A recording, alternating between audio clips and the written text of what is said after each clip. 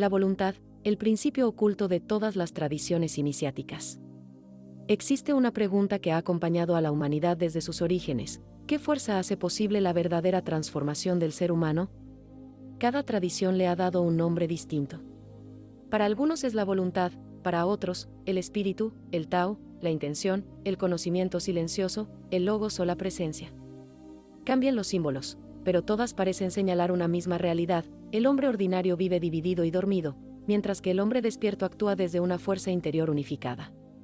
Gurdjieff: la voluntad nace cuando termina la división.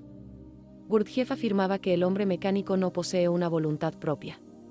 Está gobernado por cientos de pequeños yous que aparecen y desaparecen constantemente. Hoy promete, mañana olvida, ahora ama, después odia, en un instante decide y al siguiente se contradice. La voluntad no puede surgir mientras exista esa fragmentación. Solo aparece cuando el individuo desarrolla un centro permanente de gravedad mediante el recuerdo de sí, los esfuerzos conscientes y el sacrificio voluntario. Para Gurdjieff, la voluntad no consiste en hacer lo que uno quiere, sino en querer desde un solo ser. Castañeda: la voluntad como intención. Don Juan enseñaba que el universo está atravesado por una fuerza llamada intento, intent. La voluntad humana es una manifestación de esa fuerza universal. Sin embargo, el hombre común desperdicia su energía en el diálogo interno, la importancia personal y el miedo. Su energía queda fragmentada. El guerrero impecable recupera esa energía mediante el acecho, el ensueño, la recapitulación y el silencio interior. Cuando la energía deja de dispersarse, la voluntad aparece espontáneamente. No es la personalidad quien actúa, es el intento quien comienza a actuar a través del guerrero. Jung: la voluntad como realización del sí mismo. Jung descubrió que gran parte de nuestras decisiones no nacen de la libertad, sino de contenidos inconscientes. El ego cree dirigir la vida, pero en realidad suele estar dominado por complejos, heridas y aspectos reprimidos de la sombra. La individuación consiste en integrar esos contenidos hasta que la personalidad se ordena alrededor del sí mismo. La voluntad auténtica surge cuando el ego deja de resistirse al proceso de transformación y comienza a colaborar con la totalidad de la psique. El hermetismo: la voluntad como fuego alquímico.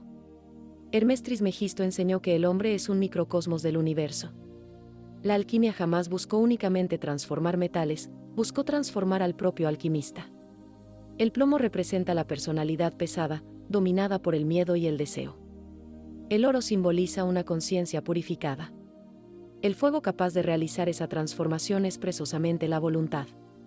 No una voluntad obstinada, sino aquella que permanece firme mientras todo el ser está siendo purificado. La gnosis: la voluntad del íntimo. La gnosis distingue claramente entre la personalidad, los egos y la esencia. Cada ego posee su propia voluntad. Existe el ego del orgullo, el de la pereza, el de la lujuria, el del miedo, el de la ira. Mientras ellos gobiernan, no existe una sola voluntad. La verdadera voluntad pertenece al íntimo, al ser. Por eso la muerte psicológica no elimina la voluntad, la libera. El budismo: la voluntad despierta mediante la atención. El budismo observa que el sufrimiento nace del apego y de la ignorancia. La mente ordinaria reacciona automáticamente ante todo. El entrenamiento meditativo desarrolla una atención estable que permite responder en lugar de reaccionar. No se trata de imponer deseos, sino de liberarse de ellos. La voluntad aparece cuando la mente deja de ser esclava de sus impulsos. Como enseñó el Buda: aunque uno conquiste 1000 veces a 1000 hombres en batalla, quien se conquista a sí mismo es el más grande de los vencedores. El taoísmo: la voluntad sin esfuerzo. Aquí encontramos una aparente paradoja. Lao Tse enseña el Wu Wei: la acción sin esfuerzo forzado. No significa pasividad.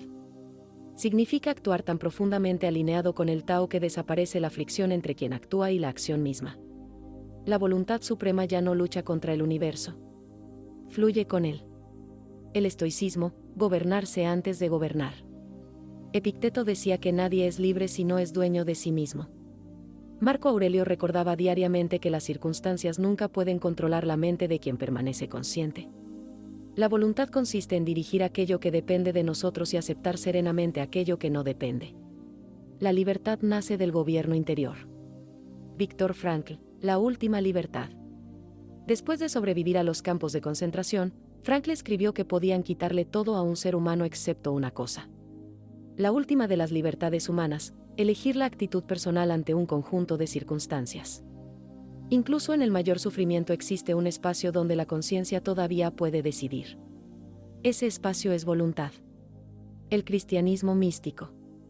Cristo resume todo este misterio cuando dice: no se haga mi voluntad, sino la tuya. No habla de obediencia ciega. Habla del momento en que la voluntad del ego cede ante una conciencia superior. Los grandes místicos cristianos describieron este proceso como el nacimiento del Cristo interior. Todas las tradiciones parecen señalar el mismo camino. Todas comienzan con un hombre dividido. Todas terminan con un hombre unificado. Gurdjieff habla del recuerdo de sí. Castañeda habla del silencio interior. Jung habla de la individuación. Hermés habla de la gran obra. La gnosis habla de la muerte del ego. El budismo habla del despertar. El Tao habla del Wu Wei. Los estoicos hablan del dominio de sí. Frankl habla del sentido. Cristo habla del reino de Dios dentro del hombre. Quizá no estén describiendo doctrinas diferentes, sino distintas ventanas hacia una misma montaña. La verdadera voluntad no consiste en imponer nuestra personalidad sobre el mundo. Consiste en permitir que aquello que somos en lo más profundo gobierne finalmente nuestra existencia. Cuando el miedo se aquieta, cuando el ego deja de luchar, cuando el diálogo interno se silencia, cuando la sombra es integrada y la conciencia despierta, aparece una fuerza serena, inquebrantable y luminosa. Entonces ya no vivimos movidos por impulsos pasajeros. Si te gustó este video, te agradeceríamos que le dieras un me gusta y lo compartieras con tus amigos. Nos ayudarías y motivarías a crear y compartir más contenido con estas enseñanzas. Somos la Escuela de Conocimiento Unificado Nikan Ascan Tijuana. Vivimos desde el ser. Y esa, quizá, es la auténtica definición de la voluntad.